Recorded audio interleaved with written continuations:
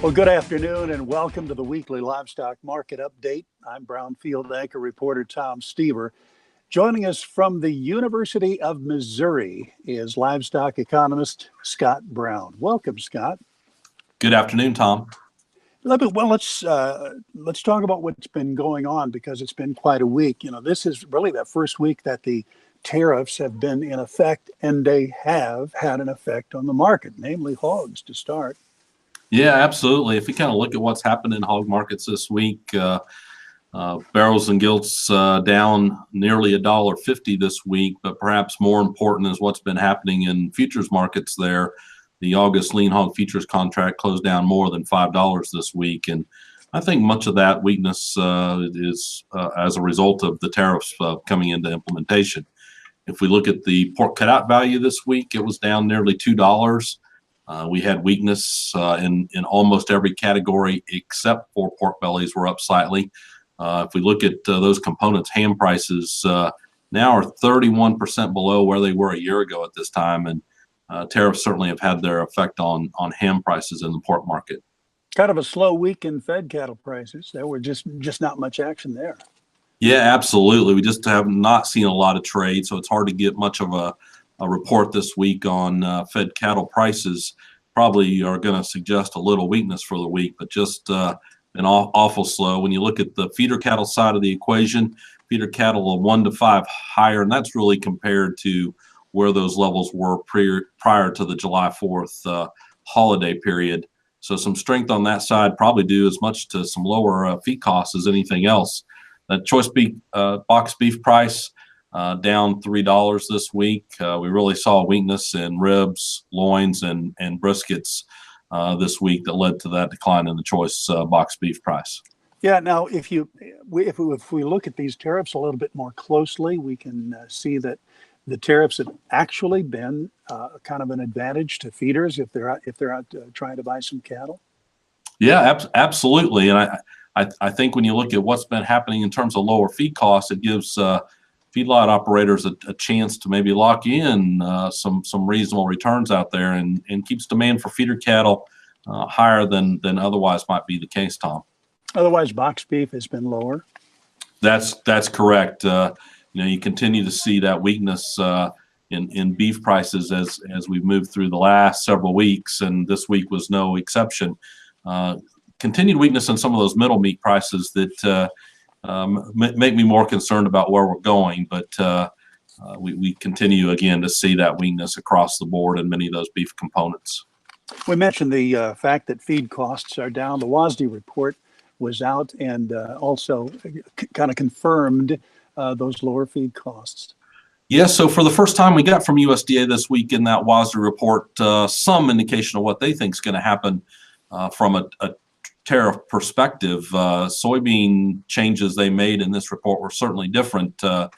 If you look at where they were at in terms of the midpoint of crop price estimates for the 18-19 year, corn down 10 cents, soybeans down 75 cents, even soy meal down $15 a ton.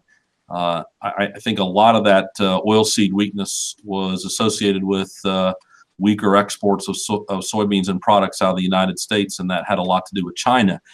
However, if you look at the flip side and look at livestock markets for a second, not a lot of change in terms of pork net exports out of the United States out of this WASDE report. So I don't know if that's a read that USDA doesn't expect a lot of change in U.S. pork exports, or it's the variety meats that were primarily being the driver here, and thus they didn't make a lot of change. I'm going to watch that one carefully as we go forward. Another report that we keep an eye on, the Consumer Price Index, is out, and that index has jumped some. It's as good as it's been for a while.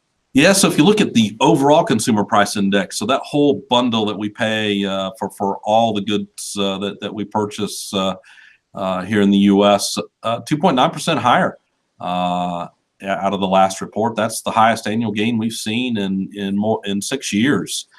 Things like gasoline, car insurance, rent all got higher out of this report, but some inflation that we hadn't seen for a while.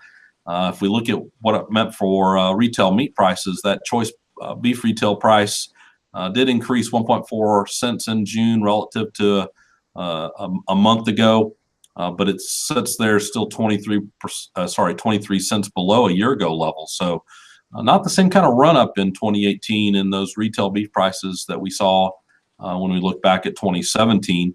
The pork retail price declined 4.4 cents per pound relative to a month ago. That starts continuing the string of 7 of the last 9 months we've seen monthly declines in the pork retail price. So we're going to look at the consumer confidence, which is down. The consumer confidence actually fell in June. What does that mean? Yeah, so if we look month to month, that consumer confidence was down 1.1%. A lot of that on what was happening in terms of the current economic conditions. Those were actually down 2.2% month to month. Again, I think still an optimistic overall consumer confidence that we see, because when you look at it relative to a year ago, we're still 4% above where we were a year ago in that overall consumer confidence. It's just, I think, a little slip as maybe higher interest rates have had some effect. Perhaps just some of the discussion about tariffs and the effects on the economy are also starting to weigh through in terms of what consumer confidence looks like. I guess we can look forward to the next week, the cattle report coming out. You'll talk about that in a week. That's right. So we're going to get, we might have focused a little bit on the demand side of the picture this week. Next week, we get livestock slaughter on Thursday, and then we're going to get cattle on feed on Friday, as well as the twice a year cattle inventory report will come out next week as well. So a lot more information in terms of where we sit on the supply side as we get here more than halfway through 2018. Well, Scott, we'll talk again next Friday. How does that sound? That sounds great, Tom. Very good. Well, to get your weekly livestock market update every Saturday morning, go to our website, brownfieldagnews.com. You can click on the subscribe link, and you can also submit questions at that link as well. Also, check out John Perkins' twice daily Brownfield Market Minute at brownfieldagnews.com. Have a great weekend, everyone. I'm Tom Stever for Brownfield.